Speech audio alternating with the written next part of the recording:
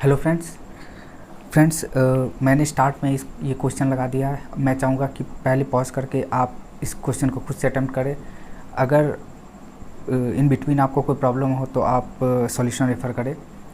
तो इस वीडियो से जस्ट पहले मैंने एक वीडियो बनाया था, वो स्टेबिलिटी ऑफ टू व्हीलर का था, जब वाइल टेकिंग टर्न। तो उसमें हम लोगों ने एंगल ऑफ हिल भी निकाला था, ये वो वर्टिकल से कितना वो बेंड होती है वाइल टेकिंग टर्न। और इसमें हम लोग डील करने वाले हैं एक फोर व्हीलर जो टर्न ले रहा है, लेफ़्ट टर्न ले रहा है।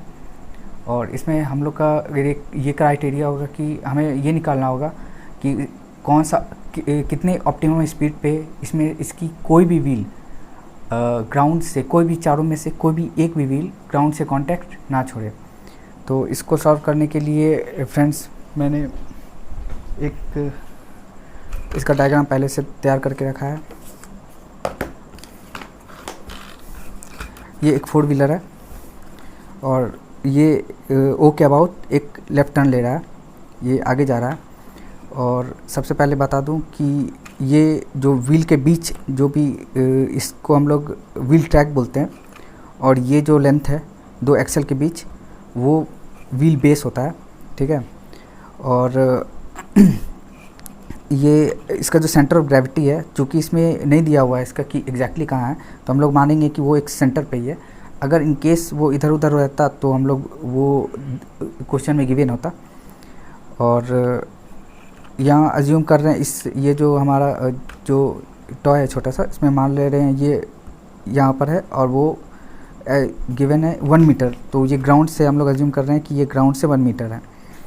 तो सबसे पहले देखेंगे कि इस गाड़ी पे कौन कौन सा फोर्स लग रहा है। तो ये जब भी किसी भी मोमेंट पे ये जब चल रहा है तो आपको पता होगा कि सब ग्रेविटेशनल फोर्स हमेशा इस पे एक्ट हो रहा है। तो ये जो mg जो इसका वेट है 3000 mg, 3000 इंटू 9.8, ये हमेशा इस पे एक्ट हो रहा है जो डाउनवर्ड लग रहा है। और ग्राउंड सेम रिएक्शन के रूप में इस वापस इसे दे रही है। तो ये चारों व्हील पे इक्वली डिवाइड हो रहा है। तो चारों व्हील पे एट एनी इंस्टेंट, या ये जब ये टर्न ले रही हो या ना ले रही हो या स्ट्रेट चल रही हो, हमेशा mg/4 हमेशा इस पर एक फोर्स एक्ट हो रही है जो ग्राउंड से रिएक्शन मिल रहा है इसे, राइट। तो सबसे पहला फोर्स जो हम लोग यहाँ पर लिखेंगे, जो चारों व्हील पे व्हील 1 2 3 4 ये अंदर वाला व्हील है और ये 3 4 ये बाहर वाला है। तो हमेशा जो एक हाँ, और ये जो साइन कन्वेंशन मैं पहले बता दूँ, जो भी फोर्स ग्राउंड से ऊपर के डायरेक्शन में, हम लोग यहाँ पर जो भी फोर्स एक्चुअली मिलेंगे वो रिएक्शन के टर्म मिलेंगे जो ग्राउंड रिएक्शन दे रही है, ना कि जो बॉडी पे लग रही है, ठीक है। तो जो भी रिएक्शन ग्राउंड ऊपर की तरफ जो जा रहा होगा उसे हम लोग पॉजिटिव लेंगे, और जो नीचे की तरफ जा रहा होगा वो हम नेगेटिव लेंगे, राइट। तो जो ग्राउंड इस पर Fg ग्रेविटेशनल फोर्स इस पे mg लग रहा है, अब ये चारों पे डिवाइड हो जा रहा है।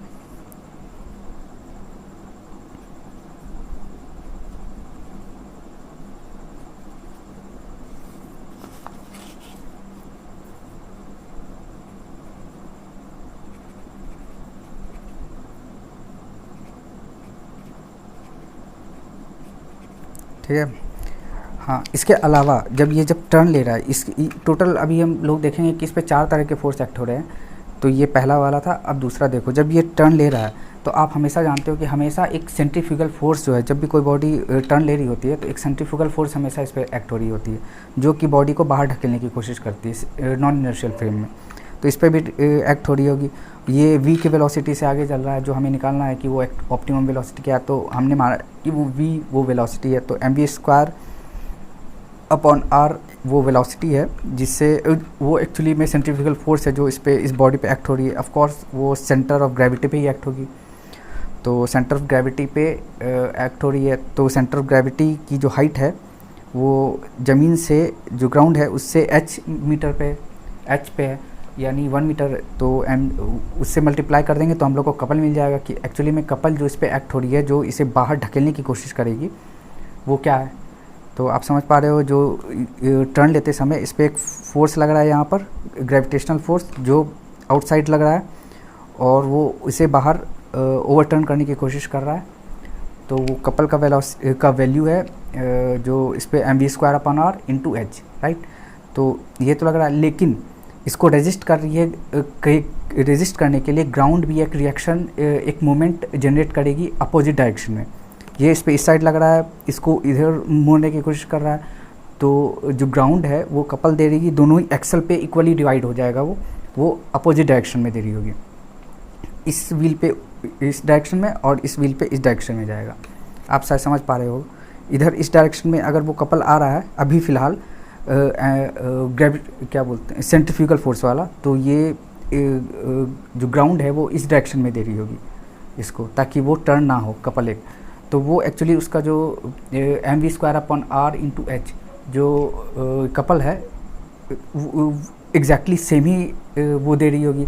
तो लेकिन वो फोर्स जब एक्सल पे जा रहा होगा तो एक्सल पे वो फोर्स के टर्म्स में आएगा। वो आप समझ पा रहे हो, जैसे ये एक्सल है तो इस पे एग्जैक्टली जैसे ये वेक्टर, आप समझ पा रहे हो, ये वेक्टर का डायरेक्शन है और ये इधर वेक्टर का डायरेक्शन है। तो ये जैसे इसको पलटने की कोशिश कर रही है इधर से, तो ग्राउंड ऐसे कपल जनरेट कर रही होगी इस डायरेक्शन में दोनों के लिए। तो ये कपल जो इसको रेजिस्ट कर रही होगी, और उस कपल का जो मैग्नीट्यूड जो होगा वो मैं लिख दे रहा हूँ,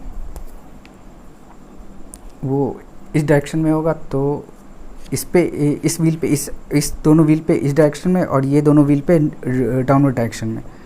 तो ये कुछ इस तरह होगा। और कपल जो सेंट्रीफ्यूगल, और ये एक्चुअली फोर्स के टर्म में ये दोनों एक्सल का जो लेंथ है उससे डिवाइड कर देंगे हम लोग।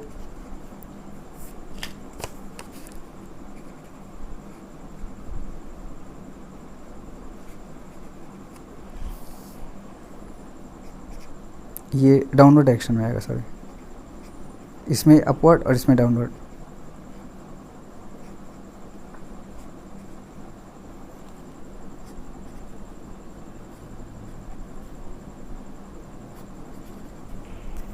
मैं फिर से एक बार क्लियर कर देता हूँ कि जब ये गाड़ी इसमें ये इस पर सेंट्रीफ्यूगल फोर्स लग रहा है, वो इसे इधर रोटेट कराना चाह रही है, तो ground equal and opposite couple generate करेगी जो इसको रेजिस्ट करेगी इसे मुड़ने से।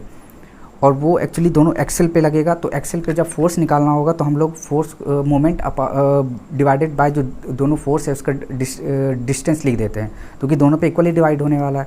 तो इसीलिए जो सेंट्रीफ्यूगल फोर्स लग रहा है, सेंट्रीफ्यूगल कपल है, डिवाइडेड बाय 2a, ये दोनों का हो रहा है, राइट।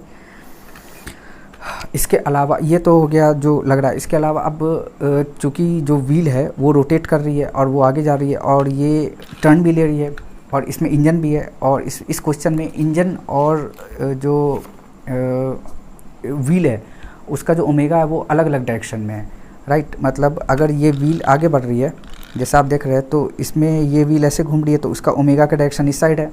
तो व्हील जो इंजन है उसका ओमेगा का डायरेक्शन इस साइड होगा, वो अंदर कहीं भी लगी हो सकती है, ठीक है ना। तो सबसे पहले ये जब टर्न लेगी तो इसका जो ये आप देख सकते हैं, ये जो व्हील है इसका ओमेगा का डायरेक्शन ये है। तो ये ऐसे जब टर्न ले रही होगी तो ये आप देख रहे हैं कि ये एक्सिस भी रोटेट कर रहा है इस तरह। तो यानी प्रेसेशन हो रहा है, ये फोर्स प्रेसेशन है। तो फोर्स प्रेसेशन जब आएगा तो एक्टिव गायरोस्कोपिक कपल और रिएक्टिव गायरोस्कोपिक कपल दोनों आएगा। तो एक्टिव गायरोस्कोपिक कपल एक्चुअली में प्रेसेस कराने में कंज्यूम होगा, और जो रिएक्टिव गायरोस्कोपिक कपल है वो इस पर एक्ट होगा बॉडी पे। तो पहले इसका डायरेक्शन निकाल लेते हैं। क्या एक्टिव गायरोस्कोपिक कपल, जो इधर ओमेगा इधर है, ओमेगा पी एक्चुअली में ये ऐसे रोटेट कर रहा है गाड़ी, तो आप देख पा रहे हो। तो ओमेगा पी का डायरेक्शन ये है।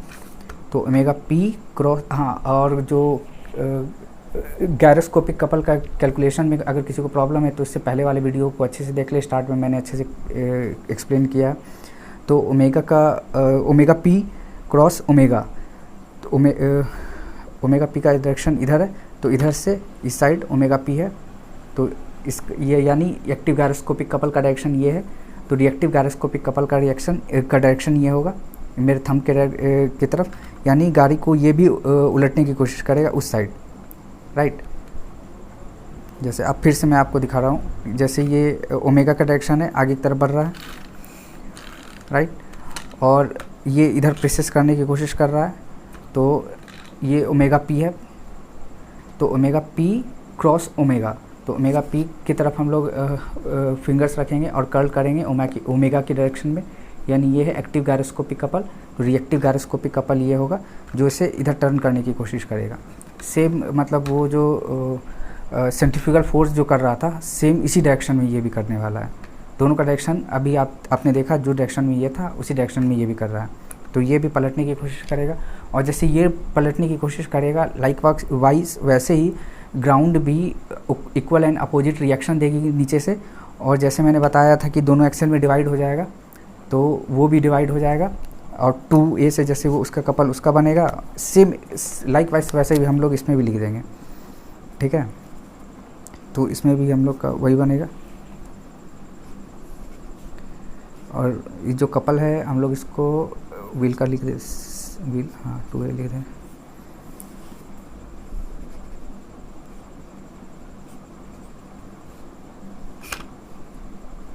और इसमें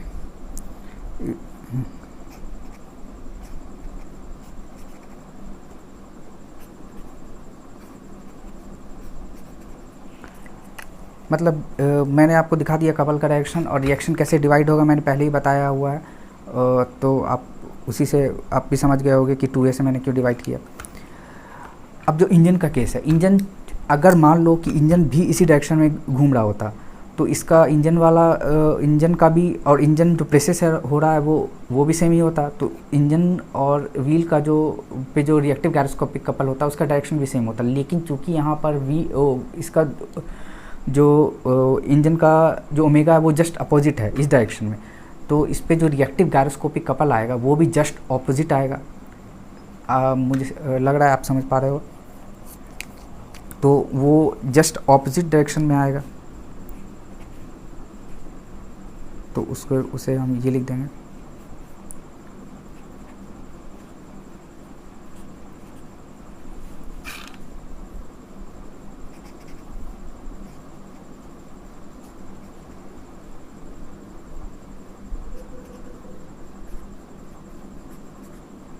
मैं फिर से समझा दे रहा हूँ, चूँकि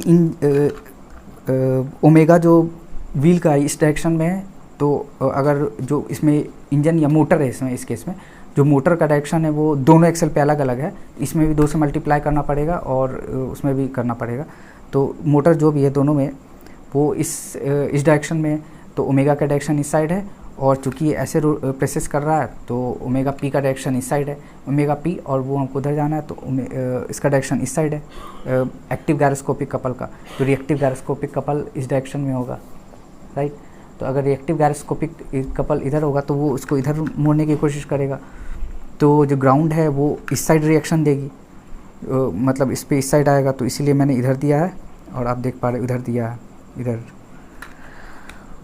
अब चारों मुझे लगता है मैंने अच्छे से समझा दिया है। अब सारा इसका कैलकुलेशन कर लेंगे।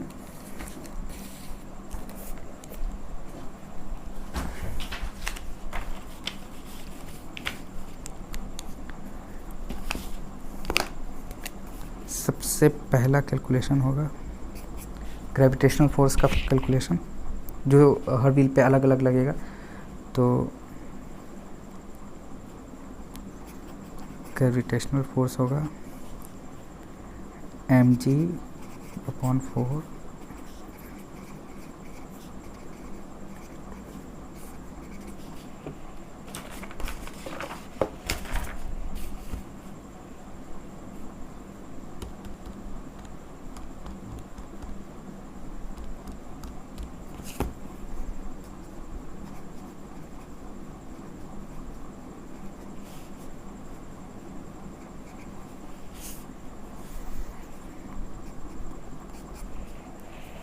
पहले सेंट्रीफ्यूगल फोर्स इसमें लगेगा, वो होगा आपका mv²/r, और ये इसकी वजह से ही कपल आएगा सेंट्रीफ्यूगल का। क्या लिखा है F। तो ये होगा mv²/r इंटू जो h है, तो इसका वैल्यू क्या होगा 3000 पी स्क्वायर अपॉन आर का वैल्यू क्या है 250 मीटर और एच जो है 1 मीटर है।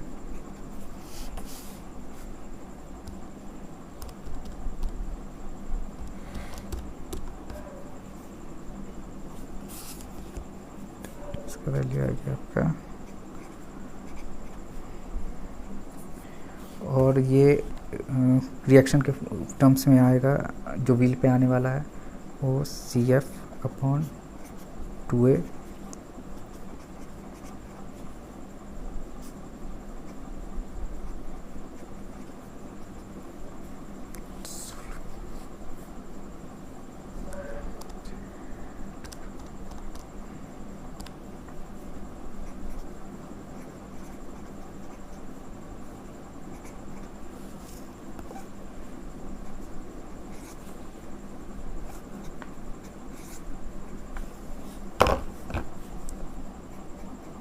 अब जायरोस्कोपिक इफेक्ट देखना है व्हील की वजह से। तो व्हील एक्चुअली हम लोग का व्हील का जो दिया हुआ है मोमेंट ऑफ इनर्शिया वो 2 व्हील का दिया हुआ है एक एक्सल पे। तो हम लोग 2 व्हील है, टोटल 2 व्हील है, 2 एक्सल है, यानी इसको 2 से मल्टीप्लाई कर लेंगे और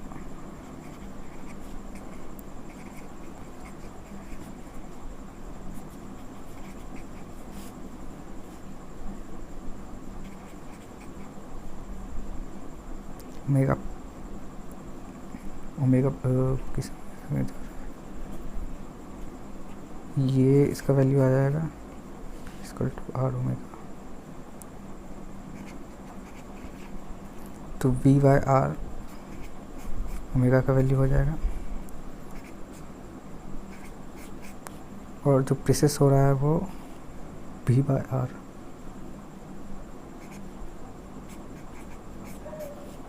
राइट। तो ये हो गया आपका 64 कैपिटल R 250 स्मॉल r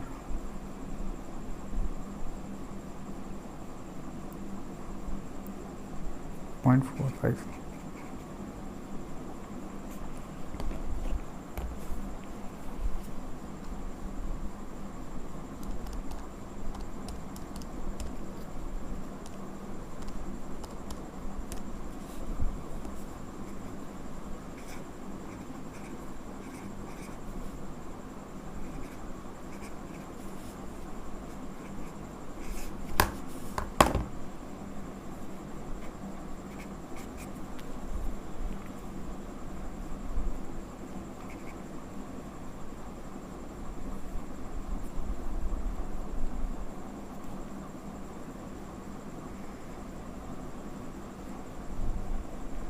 हाँ, ये तो कपल निकला था ना, इसमें इसका रिएक्शन किस टर्म में लिखना होगा इसको, यानी point CF upon 2A CW upon 2A 0.56889 B square upon 2A का value 2.8। Sorry for the mistake,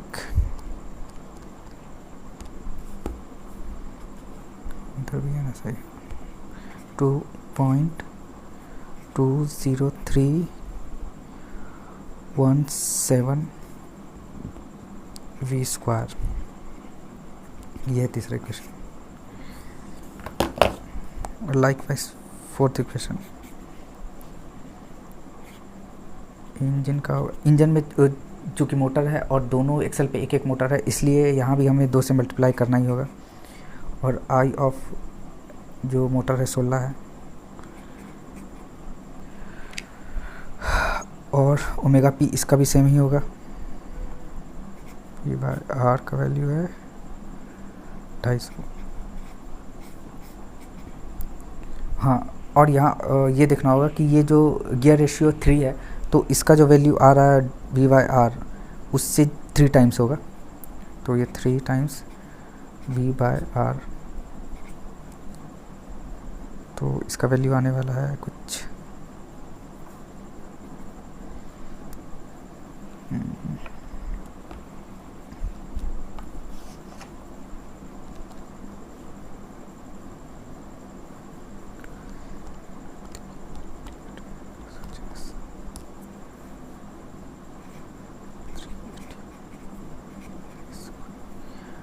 और आर का वैल्यू तो रखा है, आर का वैल्यू ये 0.45।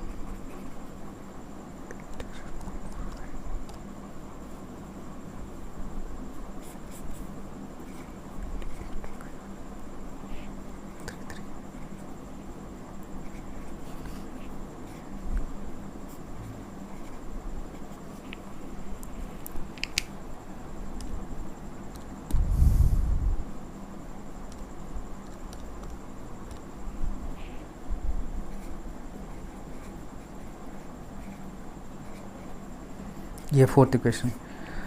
तो आप देख पा रहे हो कि इसमें क्लियर है कि जो ये दोनों व्हील है इसमें ये दोनों पॉजिटिव है और ये अपवर्ड डायरेक्शन में है और ये डाउनवर्ड डायरेक्शन में। तो पिक्चर से क्लियर हो जा रहा है कि इन दोनों में दो नीचे है और दो ऊपर है। तो सबसे क्रिटिकल व्हील जो है यही दोनों है, ये दोनों का कांटेक्ट लूज़ करने का चांस ज़्यादा है, राइट। आप शायद देख पा रहे होगे अच्छे से, अगर आप समझ पा रहे होगे तो इसीलिए हम लोग को इन दोनों व्हील में से कोई भी एक ग्राउंड छोड़ सकती है, ये ज़्यादा ये है। तो इसीलिए हम लोग क्रिटिकल व्हील पे ही निकाल देंगे डायरेक्ट। हालांकि हम चाहे तो चारों व्हील पे निकाल सकते हैं, लेकिन उससे हम कोई फ़ायदा नहीं है, तो सीधा डायरेक्ट हम लोग इसी पे निकाल लेंगे। तो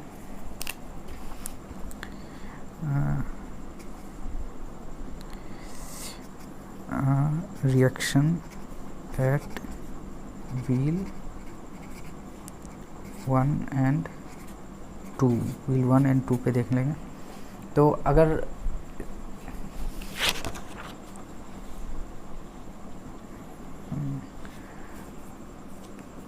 MG वाला और CE इंजन वाला एक साथ होगा और वो दोनों अलग अलग होगा। MG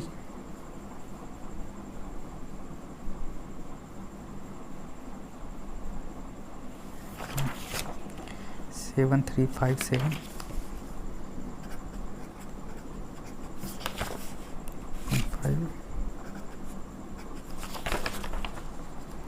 और जो इंजन वाला होगा वो एक साथ होगा 0.।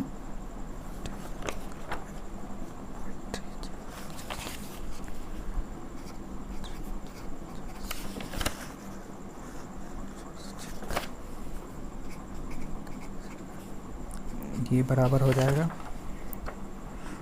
ये लिमिटिंग कंडीशन है, इसीलिए मैंने 0 लेके रखा है। मतलब अगर इन दोनों का रिजल्ट सारा वैल्यू अगर एक साइड लिखते हैं तो इक्वलिटी के उधर 0 होगा। ये लिमिटिंग कंडीशन है, इसीलिए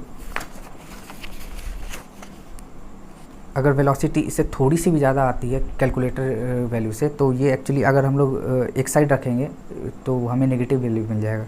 आप चाहे तो करके देख सकते हो। और CW और CF 0.203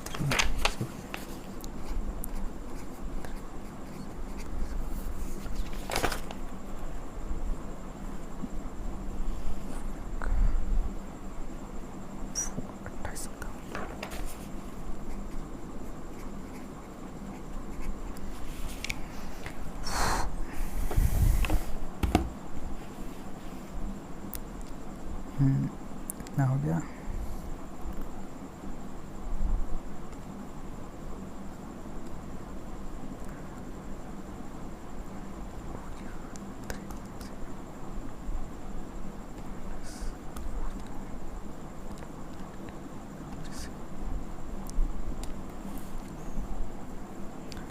तो इसका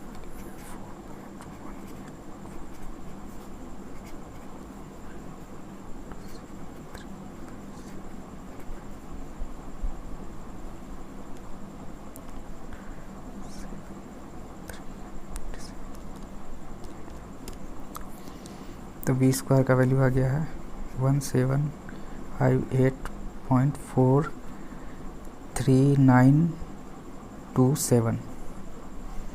तो जो V होगा 1758.43927 0.43927 तो v का वैल्यू है अप्रोक्सीमेटली 41.9337 मीटर पर सेकेंड। यही है वैल्यू।